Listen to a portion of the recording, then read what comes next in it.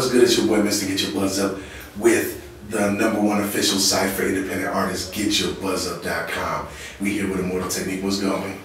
How you doing? GetYourBuzzUp.com. This is Immortal Technique. I'm here, Madison, Wisconsin. I'm back, baby. That's what's up. So how's the tour going thus far?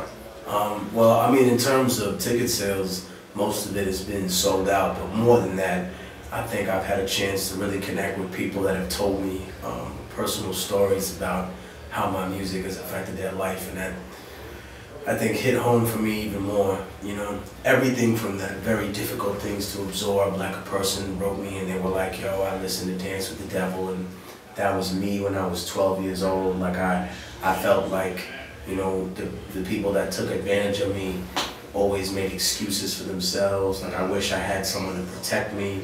And that's heartbreaking to hear when someone's reliving painful memories as a child. And then I hear people that will say, you know, positive things. Not that the other stuff is so negative, because at the same time when they're saying this, it's healing. And I remind people, I say, listen, sweetheart, you're not just a victim, you're a survivor. A lot of people have shit like that happen and get murdered, or they don't have a chance to help other people who might be going through that in their life. You have a unique situation, which is obviously a tragedy, but also an opportunity for you to say, I'm going to help people that have been in that situation or potentially could be in that situation, and help them out of that. And I think that extends itself to the other times people who talk to me and said, you know, I listened to your music and I was on heroin and I got my life cleaned up. This shit made me want to just be a different person. And so I think those things have been really, really more telling of how much of an impact I've had than just the ticket sales. But it's good to sell out venues, and it's good to you know, see the people going crazy in the crowd. But I appreciate those personal stories. I can't always, because there's like 1,000 people after every show, I can't always do like, you know, and talk to everybody for 20 minutes. But occasionally somebody will slip me a note, or they'll just say, hey, can I talk to you afterwards if I wait? And I say, yeah, sure. And that's when they hit me with that. With those things that are sometimes hard to hear, but they really do solidify the fact that I'm doing this for a reason, and that it's a positive reason. That's what's up, man. That's dope. You even take the time to chop it up with them afterwards and hear their stories. So that's really dope to hear, considering where you are and in this hip hop game. So with that, when can we expect the next project? I'm about halfway done with the middle passage now. We have production from DJ Premier, Green Lantern, Ali Shaheed Muhammad, Ninth Wonder, Southpaw, just a bevy of individuals that have, Scram Jones, people that have been, you know, supportive of my career throughout the time that they've known me. And I think I have some special guests that I can't necessarily name yet. But I mean, I get those to you as soon as they come out. It's just, I've been working on a couple of other projects as well, I guess on the business side of it. We have through Viper Records coming out. My brother Constant Flow, CF, got an album coming out. My homie Akir, he's gonna have a record coming out called The Plan that I'm on. I did a song with him about the future. And the whole record was about what we would thought would come in the future of America and the world. It's probably one of the weirdest records that I've ever done, only because most of the music in there was actually people's voices that we sampled. You know, in terms of electronic music, it's not that I really make a lot of it, but I can see if you're sampling stuff and then you're putting it in some electronic format, and yet the sounds that you're using are real life sounds, real people's voices. And that's kind of what we went for. After that, then of course we have Diabolic, incredibly successful artist in the underground. But he has an album coming out called Fighting Words, and I'm on that too.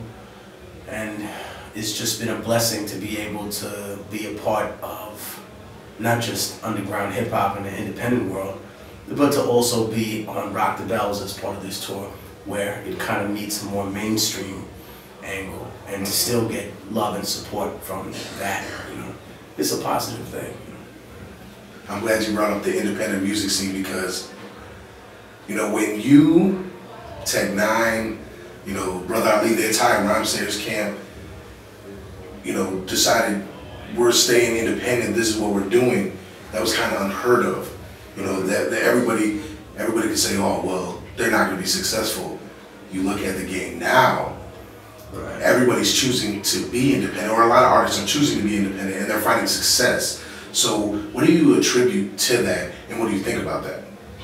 Well, I mean, I think there's a difference in between saying you're independent and being independent. I find that a lot in the industry. Everyone's, oh, we're independent, we have, well, if you have someone that can decide, you know, what you put on the record and what comes off, you're not independent. Yeah. You know, I mean, you have major label marketing dollars that are then taking a huge slice of the pie, you're not independent. If you have a secret 360 deal and then you have an imprint, you're not independent. I think that, you know, a lot of people have aspects of independence, and that's wonderful, you know. I think some people's strategy has definitely changed. It's not been, okay, I'm coming to the label with nothing. They say, I'm gonna build it up to be as independent as I can, and then the label's gonna come to us to buy us out. Some people are under the confused idea that the label just wants to be a bank, and that's where they get fucked up in the game. Because that bank ain't a bank. That bank is a den of gangsters as well. And they don't just want something, they want everything. They want a piece of the publishing, they want the masters, they want it all. And if you're not the proprietor of your intellectual property, then how independent are you, my nigga? You don't even own your thoughts and words. So please stop. But I mean, I think any form of independence and people striving for that, and as long as it's not striving for the image of that to fool the fans, then that's fine, you know. I applaud that. Doesn't matter what kind of music you make, I don't care. You know, even if it's hip hop that I may not necessarily like, or I think you're soft or something like that, I don't care, dude. You know, if you're out there doing something positive for the culture, I'm not gonna ride on you. I'm not gonna disrespect you. I have nothing but positive things to say, especially about the younger generation I see coming up now, and the way that they're really pushing for that independent hustle, and the way that they want these larger companies that may have investments to put up, but also want to intrude into the creative aspect of it. I like when I see people that are on that level be like, nah, fall back. Like, this is, I'm doing this. If you don't like that, then I can respect that. That's what's up.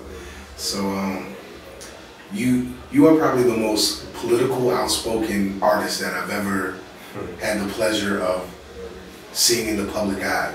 And last year, in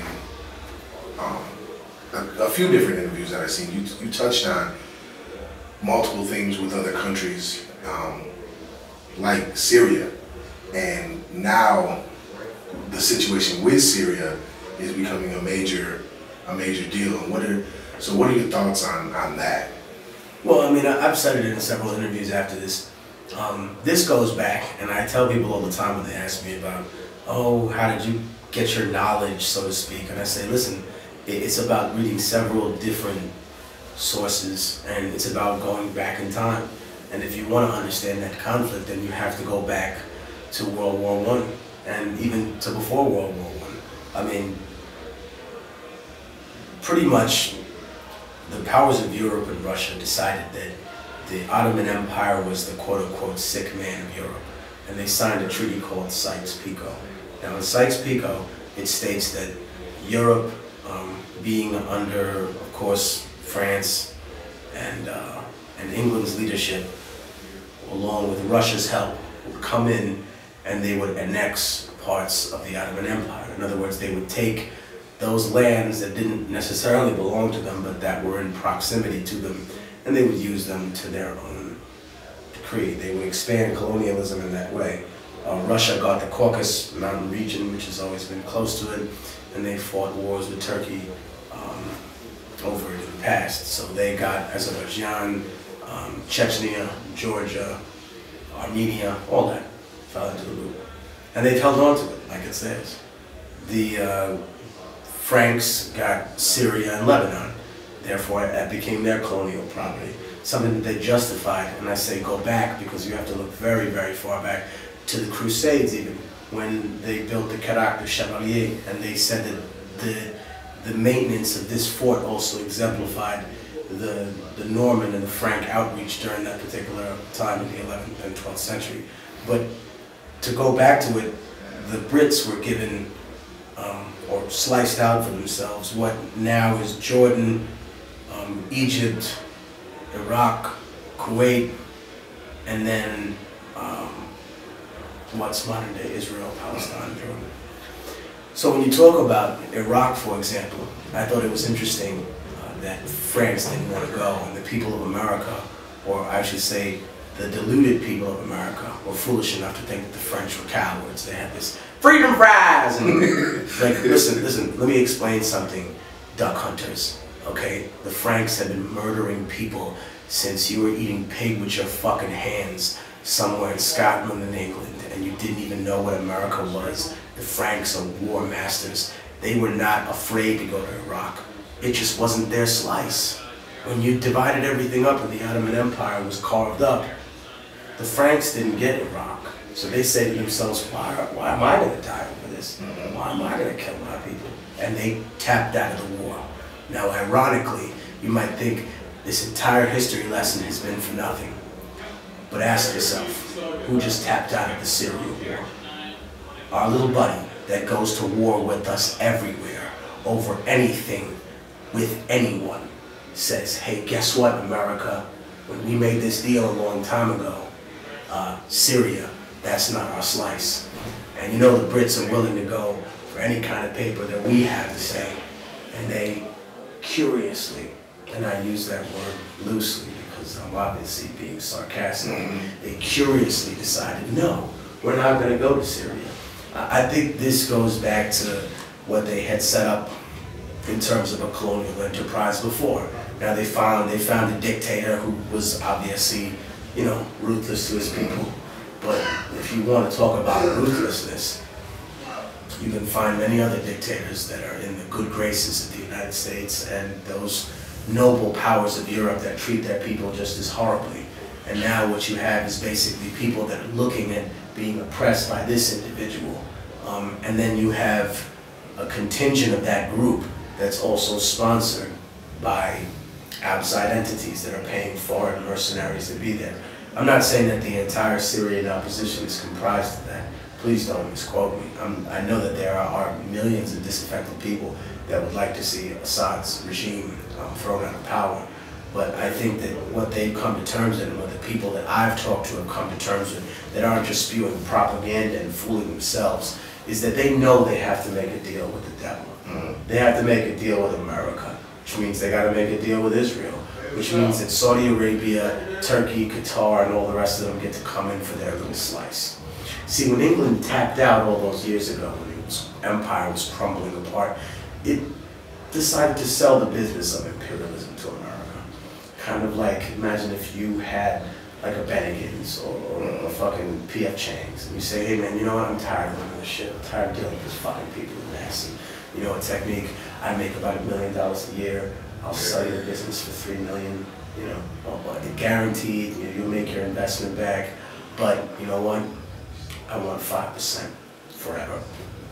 And that's basically what we've done.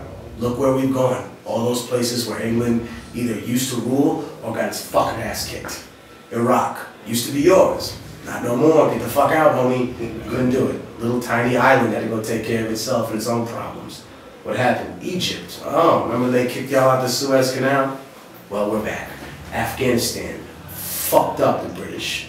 Beat the shit out of them. I went to a mountain near Kabul where they placed the heads of the British troops that were left behind. And they say don't go up there at night because their heads scream and shit. I don't know if that's necessarily true because I'm not that superstitious, but it's ironic that where they failed, we're trying to succeed and ironically failing at the same time. I think there have been strides made towards a better existence for the people there, but in my eyes, Afghanistan should be ruled by the people of Afghanistan. And going to the point, Syria should be ruled by the people of Syria, not a dictator and not foreign powers that have their own agenda about the positioning and the natural resources of that place. Well, I think the one thing that I truly love about any interview you sit on or any panel discussion that you're on is that you show that artists don't have to be ignorant to be in this game. Like it's... Well, you have to do some ignorant shit sometimes. Well, I mean, not all the time. But yeah, doing a few ignorant things is one thing, but being you're showing that being intelligent isn't gonna destroy you being a dope hip hop artist. No, but I think I paid for that when I was a kid because I was a smart little kid, and I guess in the ghetto, when you smart, people think you soft. So I guess people thought I was soft, and when they got their jaw rocked, they said, all right, well, that little smart nigga, you know, he knows how to fight too, so I should probably leave him and his crazy ass friends alone. And then when all of us started mobbing out, burning shit down, and, you know, doing all kinds of things that I'm not going to incriminate myself on camera saying, but thank you for just being the individual that you are. Yeah, it was down to earth, bro. I wish I could get along with everybody like this. You know what's funny? Some people, the closest people in my life that I love, they'll be like, Technique, you know, you're great, like, fighter, but sometimes you just don't know when to turn the fight off. You know what I mean? That's been, I guess, my only struggle.